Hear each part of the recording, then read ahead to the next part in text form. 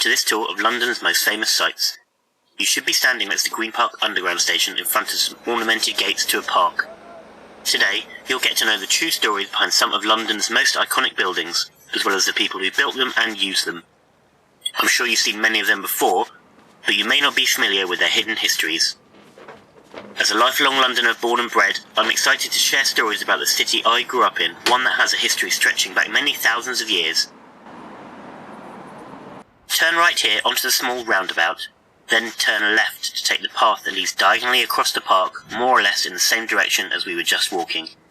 Enjoy it as the sounds of the busy road fall away behind you, which should make it easier to imagine what this park would have been like hundreds of years ago. I'm sure you've heard of King Henry VIII. He was the first of a succession of monarchs who took this piece of former marshland and improved, refined and landscaped it over 300 years. Then, as it is now, it became a grand, romantic public park in the bustling heart of the city. At the centre of the park now lies Buckingham Palace, home to our current Queen, Elizabeth II. It boasts the largest private garden in London, with lakes, tennis courts and a helipad. The park was established as one of London's 8 royal parks in the 1500s, but a few years later it could have headed in a number of different directions.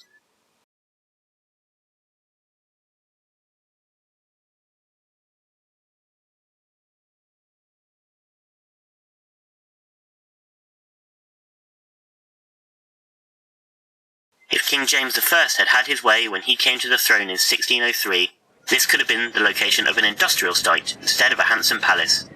He wanted to grow mulberry bushes here for silk production. Shortly, we'll be arriving at Buckingham Palace, home to Queen Elizabeth II and official residence of 5 kings and queens before her. There is a varied history of previous houses on this site, starting with the privately built Buckingham House in the early 1600s. After changing hands between lords and noblemen for around 150 years, the first British ruler to live in this house was King George III and his Queen Charlotte in the mid-1700s. George had bought Buckingham House as a private country retreat for his Queen. She was a frequent resident, so it soon became known as the Queen's House. The palace was saved from a vastly different purpose in the early 1830s when the nearby Houses of Parliament burned down. Buckingham Palace is actually quite small compared to most royal European palaces, so it was considered as a replacement location for the country's government to meet. Luckily, it was saved from this fate just in time for its most famous and perhaps most important resident. More about that in a bit. Let's continue straight on for now. Turn left here, following the path that will curve around to the right. Keep the low stone fence on your right hand side. We're on our way to one of the best views of Buckingham Palace in all its splendour. Now stop for a moment at the road and look right at Buckingham Palace. Can you see the statue of a lady sitting facing us in the centre of the road? That's Queen Victoria, who ruled for 64 years. When you're ready to move on, turn away from the palace and walk along the road, leaving it behind you. I'll tell you more as you walk. Queen Victoria was the first ruler to call this her official residence in 1837. She oversaw huge changes to the tiny palace, including new wings and ballrooms, as well as the installation of gas lights and then electricity in 1887. Another of London's most famous landmarks, the Marble Arch, used to stand in front of Buckingham Palace. The arch was modelled on ancient Roman arches and was the palace's ceremonial entrance. It is said that the architects didn't adjust the measurements for modern-day vehicles and the Queen's state coach didn't fit.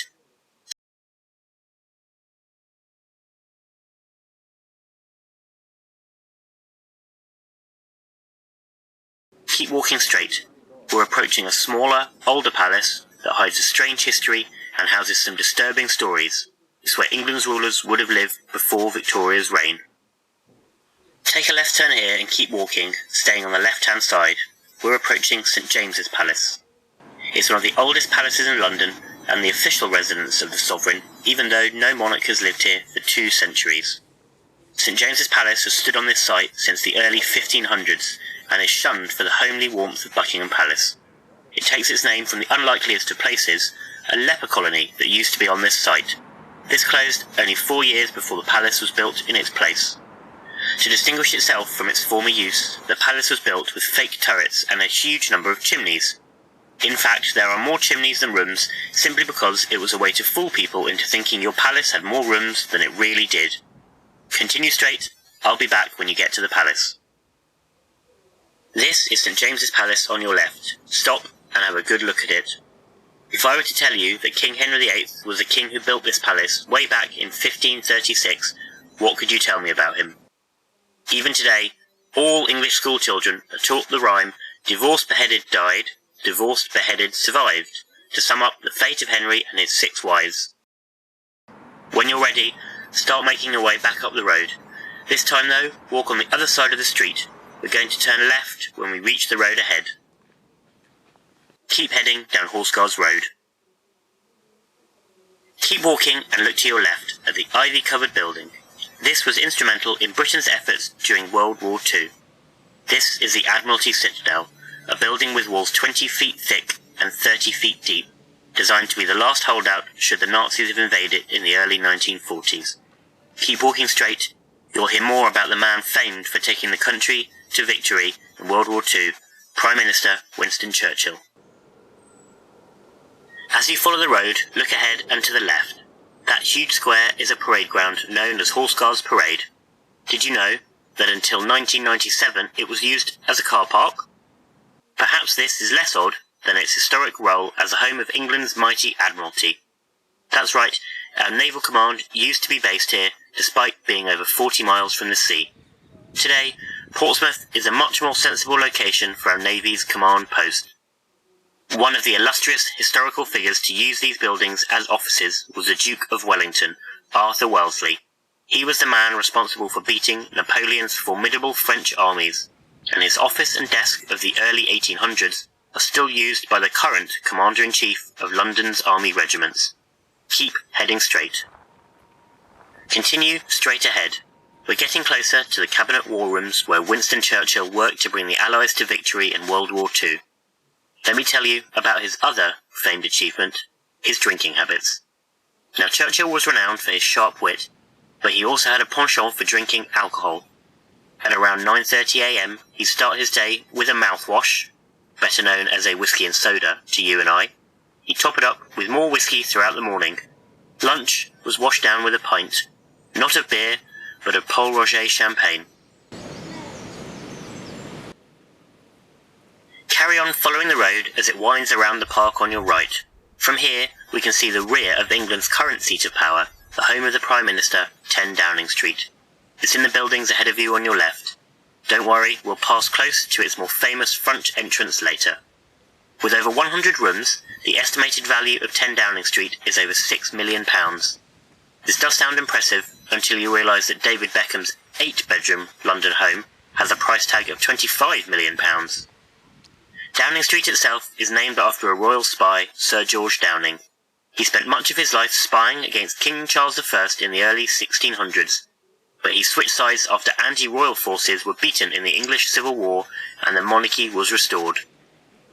After he helped hunt down his former spy comrades, Downing was rewarded with a piece of land that is now Downing Street.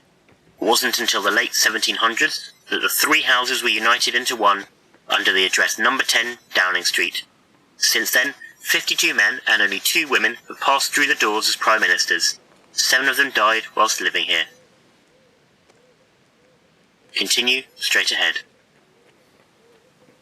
On your left are the famous Cabinet War Rooms, with their subtle entrance just to the right of the grand steps. Winston Churchill worked here throughout World War II, yet before this, his own military career wasn't a resounding success. Churchill was a member of the British Army. He resigned in 1900 at the age of 26 and was promptly voted in as a local Member of Parliament. Keep heading straight. Now turn left here, crossing the road. As you walk straight between the stone buildings, you'll see Big Ben ahead of you. It's a sight I'm sure you're familiar with. It has stood proudly on this spot since 1858.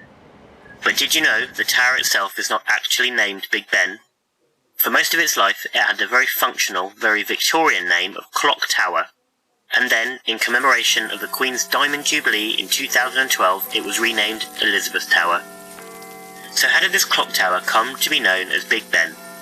The name actually refers to the bell inside the clock tower.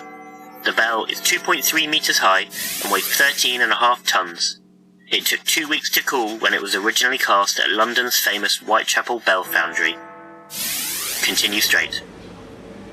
Take the pedestrian crossing to head right towards Westminster Abbey, the building with a tall tower. Stay on the right-hand side of the road. Now cross over the road to your left to the grassy square and the statue of Nelson Mandela. I'll meet you there. Now stop here and have a look at Westminster Abbey, across the road to your right.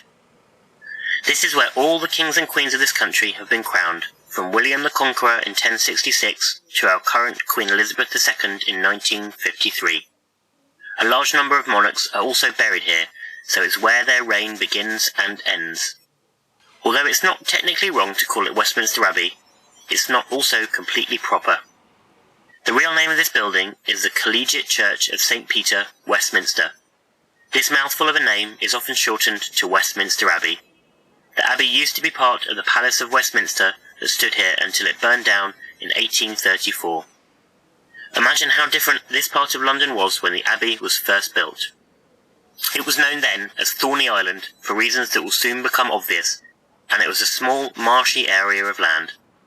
The abbey was surrounded by a river running roughly where the roads are today, creating a moat all the way around. The building functioned as a monastery, designed and built on this site. It provided a sanctuary separate from the worldly temptations of seedy London.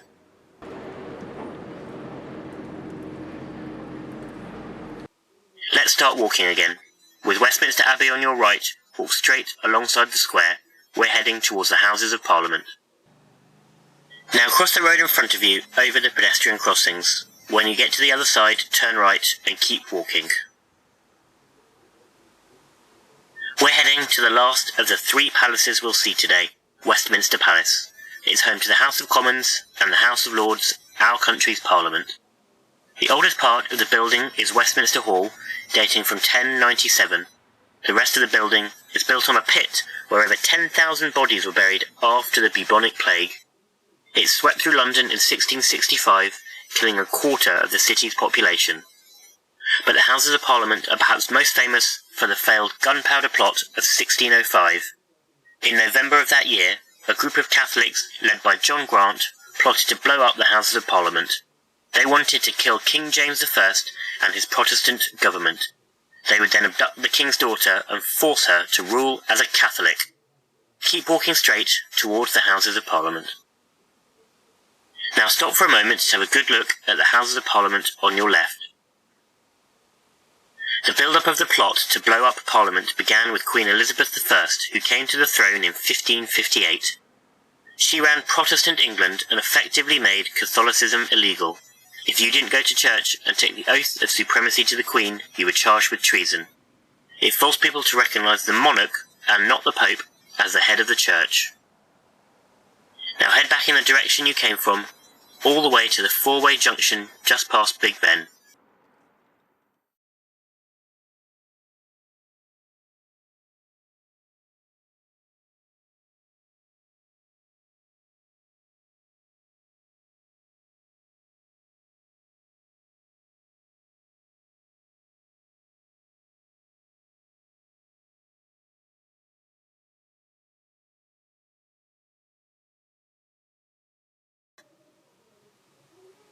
Turn right here. We're on our way to Westminster Bridge, where we'll enjoy the view up the River Thames and two more of London's famous landmarks.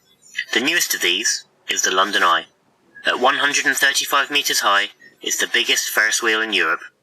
Its size is certainly impressive, even more so when you learn about the design and construction process behind it.